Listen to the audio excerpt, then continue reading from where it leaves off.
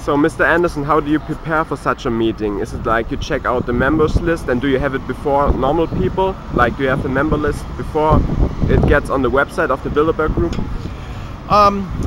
To a point, more of an indirect approach. It's more of looking up people that have been there in the past and checking out their itineraries, checking out their travels to try and discern who might be here above and beyond who's on the official list. Some of that can be done through the brethren group to Bilderberg, and that's the Trilateral Commission, which is at trilateral.org.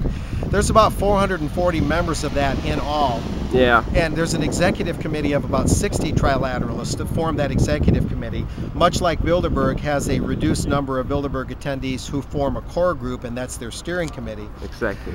By looking at Trilateral, you can do a little bit of extrapolating and see the larger picture of what Bilderberg's about. One notable thing here on day one, May 29 of Bilderberg 2014, is whether the executive editor of Politiken, the main newspaper here in Greater Denmark, especially in Copenhagen, that editor being Bo Lidegaard, whether he's going to be here. He's on the Trilateral Executive Committee. There's only 60 out of the 400 plus trilaterals that are on that committee. Will Mr. Lidegaard, will his newspaper Politiken cover this and uphold the public trust, or will they abuse and betray the public trust by him attending Bilderberg here at the Marriott in Copenhagen, but not reporting on it, like all reporters who attend have to make that pledge? So that's a big thing I'm looking at. I went to the Politiken offices today, and it was closed for the holiday, planning on confronting Mr. Lidegaard directly about that.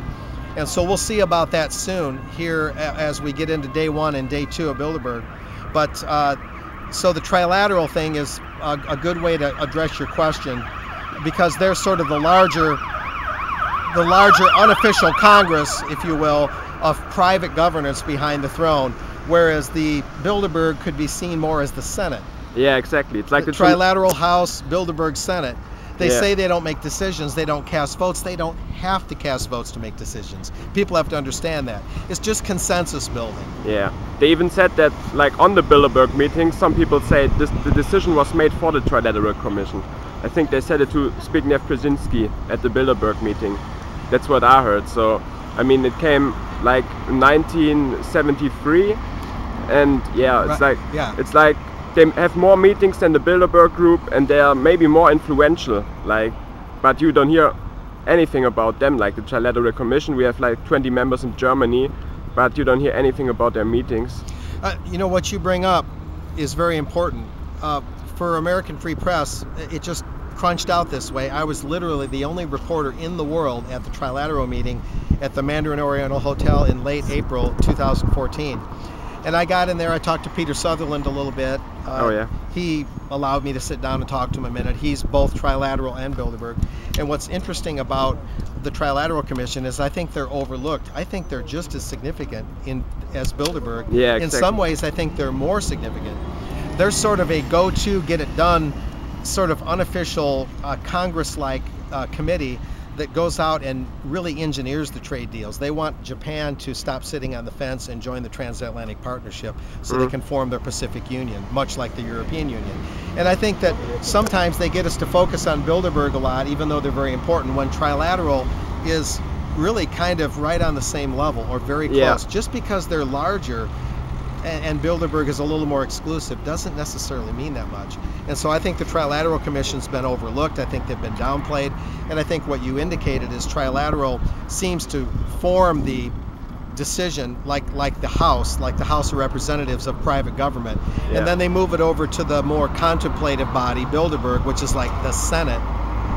And and so they build a private government outside the confines of the public vote, outside the confines of public interest and public influence.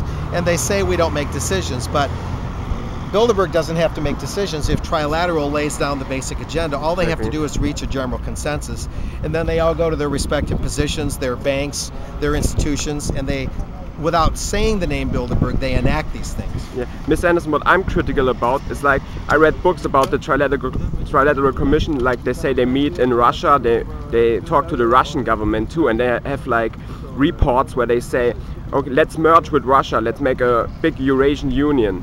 So it's kind of weird that some people now are like protecting Putin for what he does now. But it's like the Trilateral Commission, it's like their goal is world government. So they also are in Russia. They also have a Trilateral Commission in Russia. So some people say it's like against capitalism or it's like pro-capitalism. But it's like, I guess their plan is to merge both parts of Eurasia together and then to make a world government.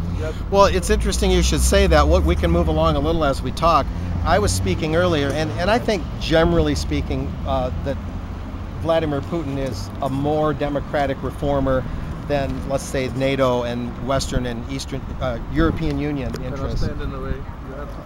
But I don't see what's wrong with that spot. Yeah. But anyway, however, what you're talking about is a larger dialectic that cannot be totally written off. Yeah, exactly. It's possible that the whole Ukrainian thing, the invasion into, if it is an invasion into Crimea, in this area, was somewhat. I don't know if the word is staged, but it's at least being used as a dialectical thing against the EU and NATO expansion, so they can create some other outcome. Yeah, exactly. Now that cannot be proven, but you can sort of read through the tea leaves that it's a distinct possibility, and that outcome could be to erect some sort of world currency, because with China making deals with Russia outside the dollar system, that could weaken the dollar. Then you could justify saying, well, let's bring on special drawing rights from the IMF. Yeah, exactly. If there is such a thing, as you say, as a Russian trilateral, which I believe I've heard about, then the Eurasian Union is played off the European Union and NATO, and the whole thing is, if it wasn't planned that way, at the very least, it's exploited or used that way to bring another outcome. Whether Putin is totally witting or not on this is unknown, but it certainly is a distinct possibility. And I think that thinking people in and outside the press, in and outside of government, need to look at it that way. What is this about? And acknowledge that is one possibility, that it could be that. Instead of just getting sucked into the us versus them, the Russian bear versus the Western capitalists, and then getting sucked into the whole Cold War mentality again, which we know was partially BS from the start. Yeah, there's like this Marine guy. He wrote a book in 1955. He's called William Guy Carr, and the book is called Pawns in the Game. Oh, William Guy Carr, yes. Yeah, I know who that is. These politicians, they also funded the Soviet Union and then funded the Nazis, and it's like these politicians, even Putin, are pawns in the game, in a bigger game, played by these people. Yeah, well, it's interesting, and they also use that for propaganda. You have this Euro vote sweep, the Eurosceptic movement, they're calling it, and you have the UKIP party and Marine Le Pen in France, her nationalist party, winning all these European and local elections. One question, though, is if Nigel Farage and Le Pen are so anti-European, why are they wanting seats in the European government, the European-wide parliament? Yeah. Wouldn't they say that's an illegitimate body? In other words, why do you want to be part of a body that you say is illegitimate? Exactly. You know, okay, UKIP wants to have representatives in the European Parliament. But I thought you didn't believe in the European Parliament. So I don't want to be unfair. But it's kind of weird, because you have to play their own game, obviously, because the only way to get out of it is to go to the elections. So it's like, yeah, it's weird because you have to play their game, but it's like the only way to get out of it. So, I mean, they gave us the chance with the elections, so what are you gonna do now? Yeah, I'm not saying they're disingenuous or dishonest. I'm just saying there's a lot at stake. But then the other side, the David Camerons of the world, of course, that British PM will be here at Bilderberg. He was last year in Watford. They'll say anybody that doesn't believe in tight centralization of power in Europe is a nationalist, and if you're a nationalist, you must be a Nazi, and if you're a Nazi, you must be unstable, and you must, fantasize about having a thin mustache and all this stuff. They draw that propaganda line, a lot of us know that, but I think more of the wider public watching your videos now needs to understand that. They're just painting with the broad brush that if you don't believe in an absolute European-wide government and enlarging the Eurozone, and if you don't believe in enlarging NATO, you must be a Nazi. Exactly. And all nationalists are Nazi, and all Nazis are nationalists, which is, of course, manifestly untrue. Yeah, because they blame now Bilderberg. They say it's like a Jewish world conspiracy. That's what they always say. Like, this is the first argument of the critics of us, of the mainstream media. We say, like, they are all Jewish. Oh, because there's bankers in there? Yeah. I mean, yeah, some people of them are Jewish, but whatever. Well, so. Yeah, I think it's more important to make the Zionist distinction. Zionism believes in the supremacy of the Israeli state. Just because you don't like Zionism doesn't mean you don't like Jews. But the Israeli state as a government, as a state, is very aggressive militarily. A lot of people take exception with that. But that doesn't mean you dislike Jews. And it doesn't mean you think all bankers are Jews. But Zionism is something that is represented here, and it is protected. Yeah. And I think that's the important part. The rest of it, I think, is just, grist for the mill that's just argued constantly and just kind of goes nowhere. Yeah, you can even see in the history, like these bankers, some of these banks are like 200 years old, and they funded Zionism. Like they gave money to this movement, not to the normal Jewish movement. Like the normal Jewish movement was just assimilation, like they wanted to live their normal life, and then there was the Zionist movement who said, okay, all the Jews need to go to another place and they need to go to their homeland. And this was also funded by these bankers, like the Rothschild Bank and the Warburg Bank. They also behind this stuff. It's really weird what they are doing. Yeah, well, that's part and parcel of this nation building, this unofficial Senate here. I call Bilderberg the Senate, and I call Trilateral the House. I see them as bicameral, unofficial private governance behind the thrones. And instead of having the normal representation of people, they simply represent corporations, because corporations are the new constituency. A regular person isn't normal to them. You have to be a corporation to have any livelihood or personhood, according to these people. So it's natural they'd form these steering committees and groups like this, because this is how they govern the system that they see. They don't look at the globe the way you and I do. They see something different when they look at the map. They see a different set of lines, a different set of values. They might care about their individual families and friends, but instead of money being a servant of mankind, money is the ruler of mankind, and they control money. Mm-hmm. And so, to serve or to be served, we're being served up. It's kind of like that old Twilight Zone episode where the alien comes down and it says to serve man, but it's a cookbook. It sounds noble, to serve man, but it's a cookbook. And yeah, everyone can say that he serves man. So it's like, for them, it's like it's for their conscience. They say they serve man. It must be good for them. Like, I don't know, like you beat your child and say, oh, it must be good for him. So it's like really weird.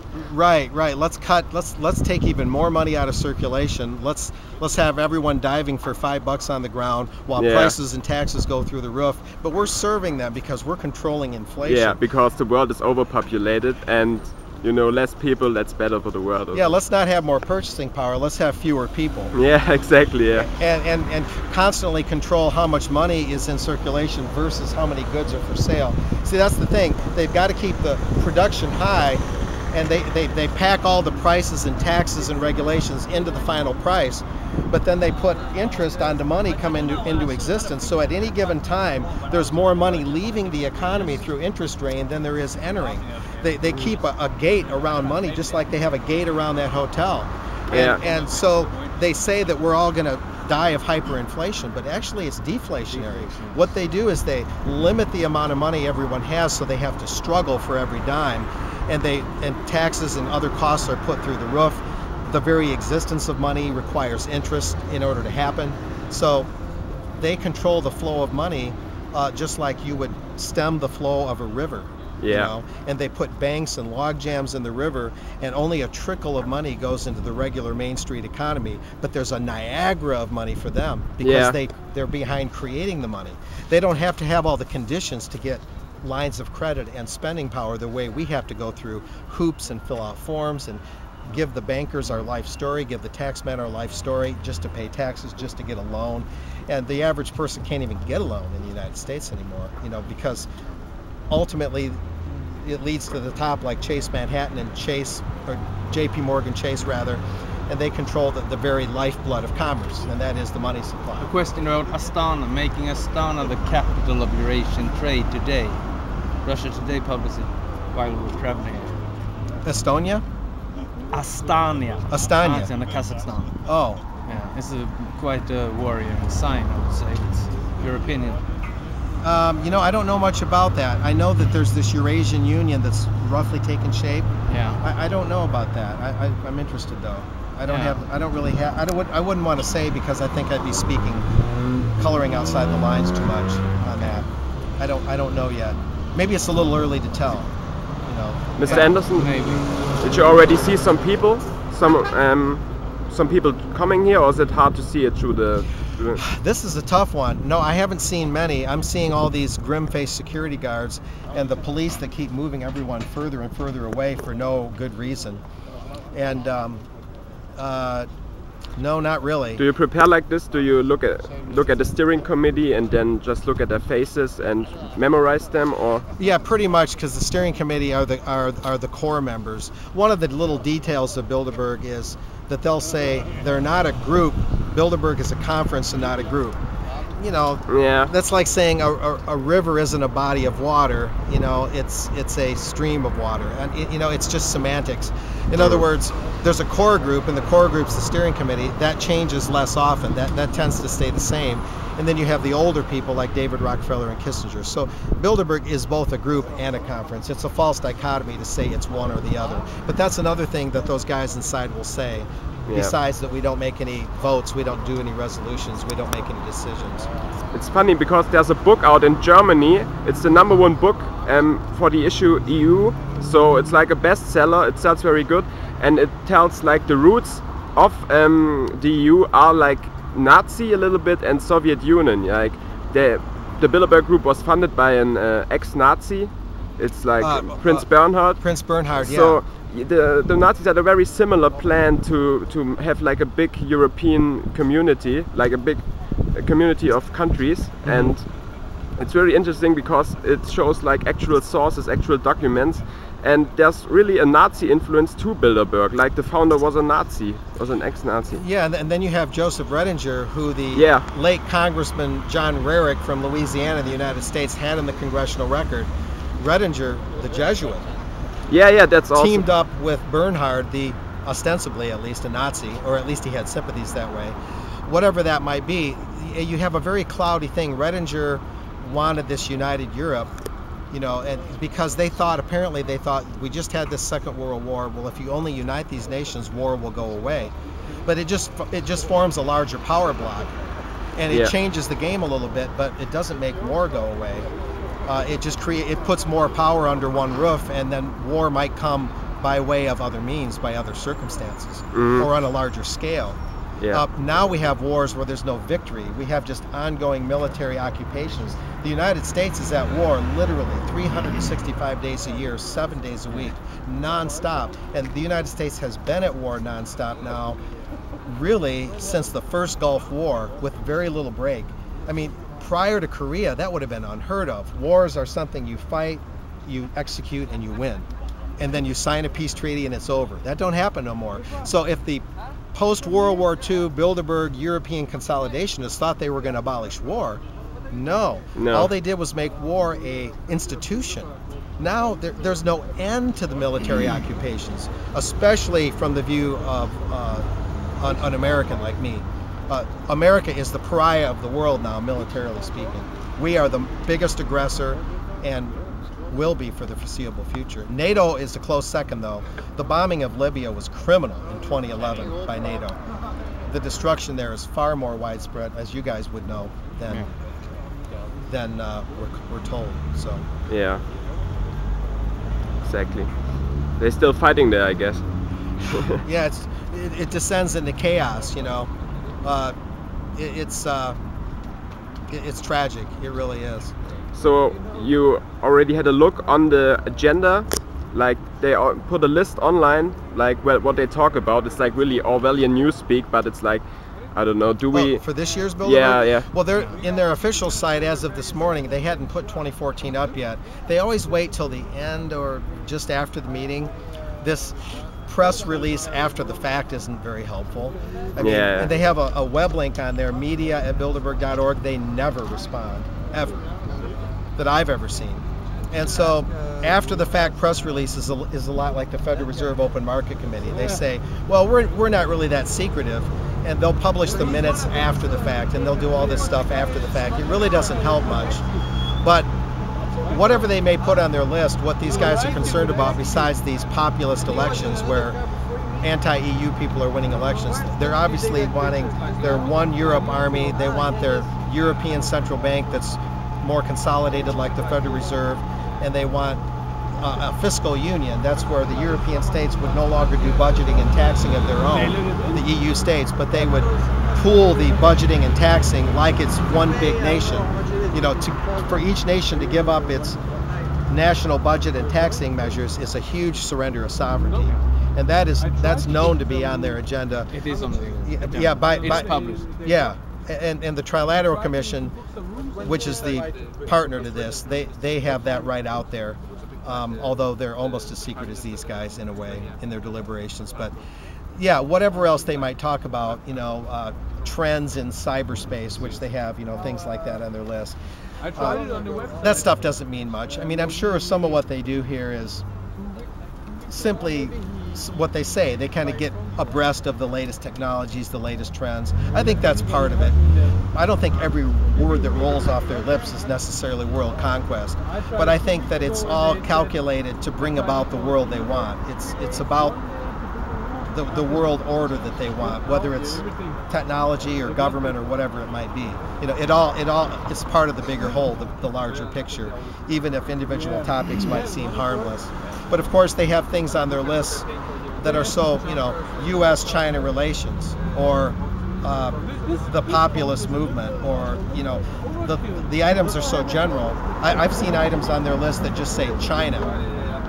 You know, what does that mean? I mean, it's so general as to be meaningless. It's called stealth transparency. Yeah. I mean, that's always with these websites, like they are like just to be there, like it's their only source. Now they're public, so there wasn't a website before, like 5 years before there wasn't a website. So, yeah, that's right. It came up right about Spain 2010, right around there, that website came up, because the European press coverage was getting so intense. But again, as I've said this year to you and other videographers, I'm sensing that that's beginning to taper off. I mean, I hope I'm wrong. This is only day one, but it's not looking good. And what you do see is makes fun of, you know, activists and people like myself, alternative media, like we're crazy. Yeah, they always say it's conspiracy theories, but it's so boring. It's just... Well, this is the hardest fact that people watching this need to understand. This dispels the notion that all conspiracies are theories. Yeah. Not all theories are conspiracies, and not all conspiracies are theories. There is such a thing as a conspiracy. If two guys collude to steal a candy bar from a drugstore, that's a conspiracy by definition. Are we to believe that the people with every incentive to conspire, with all the resources they need to conspire, with all the instruments to cover up what they're doing and to carry it out, that would have the strongest temptation and the tools to conspire? Are we to believe then they won't? Exactly. Yeah. When they have every reason to, when they have the resources to carry it out. And even if they're not, you don't know what they're saying, so it gives way to the idea that they're conspiring. But the bottom line is this disproves that all conspiracies are theories. In other words, it proves that collusion and inside dealing are a fact. Bilderberg is a fact of conspiracy theory becoming conspiracy fact. They get rid of conspiracy theory and make it fact. So we can thank them for that, because that is the main thing they're doing for the public good. Yeah, they always make it like it isn't a problem that people meet in a secret meeting. That's true. I mean, I could meet somebody in a secret meeting, but the problem is if we give these people so much power, like politicians, that's the only persons who need to get checked. Like they can't do anything. Like they are the ones we need to survey. We need to look for them. We need to observe them, like what they do. So if we give these people power, then they can meet in secret here with like lobbyists from oil companies and banks. That's obvious. Yeah, I mean, it's crazy when you look at the security, the police not even wanting people to stand on that corner outside a double fence with you know, hard, heavy concrete abutments below a fence, you know, that's almost as tall as the fence between Mexico and the United States, and just about as strong, I might add. You know, I mean, what do they expect people to think? And who would have casual chats with this kind of security? I mean, if David Cameron comes here from Britain and he wants security, he already has his personal security.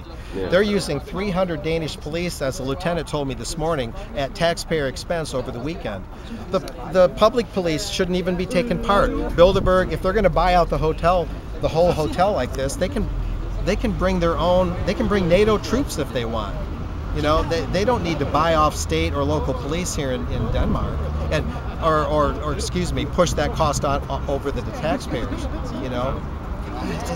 But that's kind of the tactics. Like, I mean, they don't have eternal money, so they just bribe the politicians, and then they take the taxes off the people, so they don't have to pay it like themselves. Like the oil companies don't have to pay that visit here, so it's just the people who have to pay it. So it's like their trick now to give it to the taxpayer. Remember, these are the people that call you and I a protectionist. If we want to put a small tariff on, let's say, domestic-made goods to protect local industry and keep the jobs and income, they'll say you're a protectionist. Who's the one wanting protection? Who's the protectionist? They want every subsidy, every bailout, and the way they behave here and the way they ring it off and keep the people out and keep the press out. You know, that's the, you know, that question answers itself, who the real protectionists are. Your view on China and Russia making a deal this week? Well, according to Bilderberg, since they're not here. Yeah. Well, if you look at it from Russia's point of view, wanting to oppose some of the Western hegemony, you know, the eastward expansion of EU and NATO, wanting to be sovereign, wanting to uphold its own part of the world, it's understandable. And China is left out of the Trans-Pacific Partnership, of which Bilderberg and Trilateral are pushing. So China being left out of the TPP, seeing what's going on, there's the historic Sino-Soviet relationship to build on. Of course, Russia and the Soviet Union aren't the same thing, but both countries have an incentive, partially in opposing the Western thing, to make their own deals and to use their own currencies and to get out of the dollar system. So, I mean, I can understand it. Whether it's part of a larger dialectic, as I spoke about earlier, remains to be seen. But I mean, I think from the Russians' point of view, from those two nations' point of view, it's, you know, they see it as the right thing to do. Yeah. The larger meaning isn't quite crystal clear yet, though.